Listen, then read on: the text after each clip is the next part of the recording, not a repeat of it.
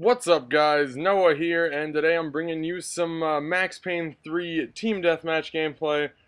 And, I'm just gonna hop right into my opinions on this game. This game is fucking sweet. Single player is really awesome. I plan on, obviously playing through the whole thing at least twice because I want to play it on the hardest difficulty. But even normal is fucking hard in this game. Like, you don't regen health in single player, so it's kind of like you get like 3 painkillers at the start of the mission, and if you use those, you can find new ones in the mission, but you're just kind of set for health, and it gets really really challenging at parts. I mean, one of the hardest games that I've played so far. In terms of the multiplayer, this is not half-assed multiplayer. Rockstar put their time and effort in this multiplayer. It is one of the best multiplayers that I've ever played. If I had to give it a rating out of 10, I would probably give it a 9, alongside with the story mode, because it's all laid out a lot in the same way in terms of gameplay. But, multiplayer is just really well done. Like I said, I'd have to give it a 9 if I was going to rate it. One of the problems is there's not enough objective game modes. Now, you have Gang Wars, and stuff like that, but that's really the main objective one. There's Painkiller, which is actually a lot of fun to play, especially if you have friends with this game. And again, that brings me to another point. In this game, the multiplayer is a lot of fun if you have friends. It's fun in general, but if you have friends, it makes the experience 20 times better. Not saying that you are all losers. I'm just saying, if you have friends to play with this game, definitely do it. What else is there?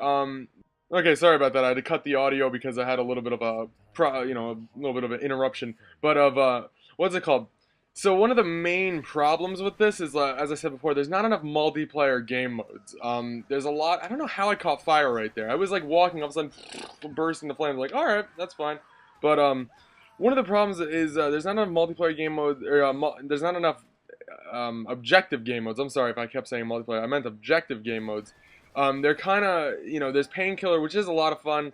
And that's really it. Gang War, the only problem, well, the reason I don't like Gang War all that much is because it's a lot of players. And this is one of the smaller maps. This is one of the 8-player maps, but there are the 16-player maps and stuff like that. And I'm sorry, you will rage. That's the worst thing that I have to say about this game is you will rage when you're in the 16-player lobbies. When you're in the 8-player lobbies, it is fun. I have no complaints in the 8-player lobbies. The main problem with the 16-player lobbies is A, it's too hectic, and B, you're gonna get killed from behind a fuck ton.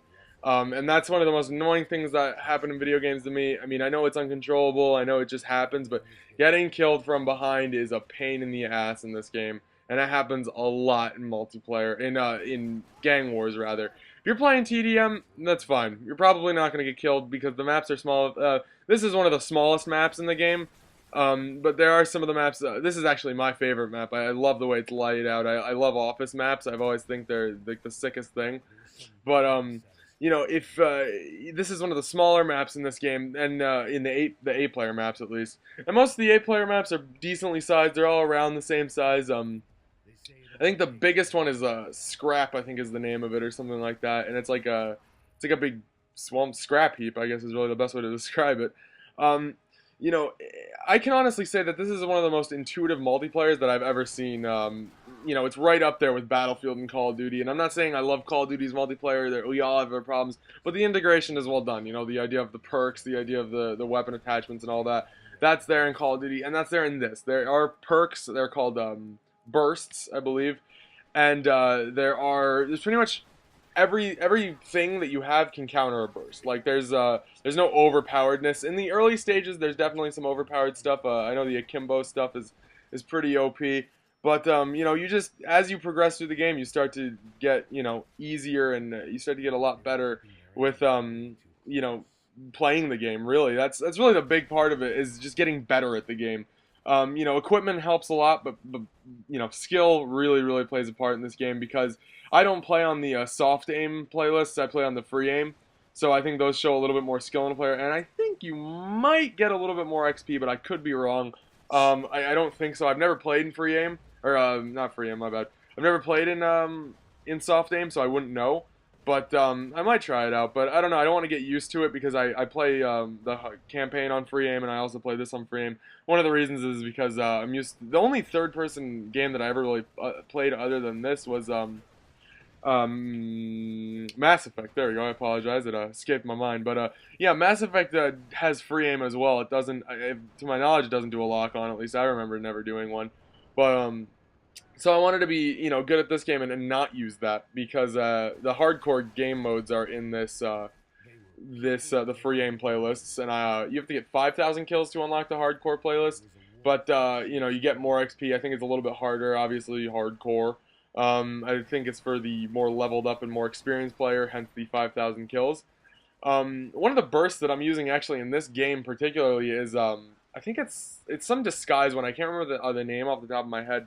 But basically, it makes me look like the other team, and on these small maps like this, it is helpful. These kids honestly kind of sucked because I didn't look like my avatar, my character didn't look anything like their team. So when I did go in that disguise, basically all it does is it turns your name overhead from red to white, so it looks like you're on their team.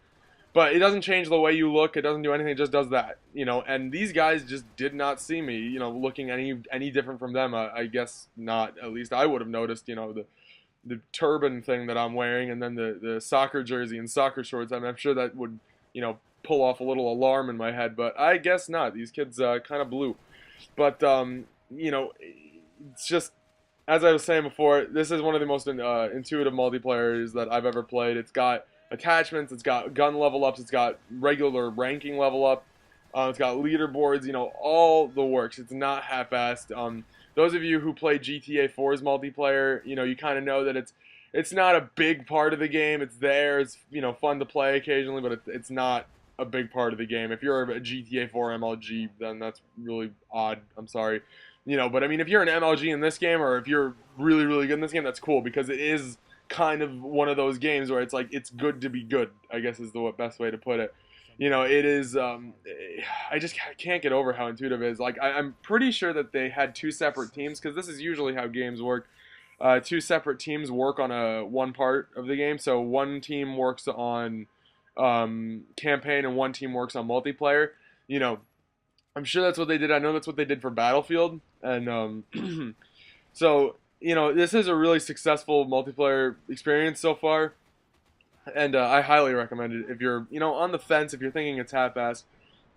But it's just I can't get over it. But one of the main things that I really think is cool in this game is crews. And one of the things you have to do to make a crew is you have to go on rockstarsocialclub.com and do all the things that it says to make an account, and just make a crew. After you make an account, you can make a crew. But they're just so cool because you can invite friends. You compete in online leaderboards, and because the game is on its early stages, it's really easy to get high up on the leaderboards and then stay there if you keep at it. And last night, actually, I checked the leaderboards, and my crew, consisting of me, Matt, Connor, Johnny, a bunch of other people, was 99 in the world, which I thought was just the sickest thing, because it's like 99 in the world, Jesus. So we're going to keep playing today. We're going to try and get it even higher, because it's just awesome. It's an awesome feeling to get really a good rank overall. There are 50 levels, I believe, in multiplayer. I'm level 11, I think, or 11, or 12. I said 11 twice. But, as you can see in this game mode, I'm just wrecking. I'm settling vendettas like fuck. I'm just poop-a-dooping on this kids right now. I have another gameplay that'll probably be up this weekend. But I might make this a regular gameplay upload, Max Payne 3. Let me know if you guys like that. And let me know if you guys want to join my crew. I say that, it sounds so weird when you say my crew. That's like a ghetto fuck. But if you guys want to join it, let me know. Leave in the comments. I'll give you guys the link. And obviously, you do have to have Max Payne 3 to join it. Preferably for Xbox, but if you don't, that's okay. But yeah, leave in a comment if you would like to join it. Guys, I'm gonna cut the gameplay short. I won this game. I did become the best player, if that's what you want to call it.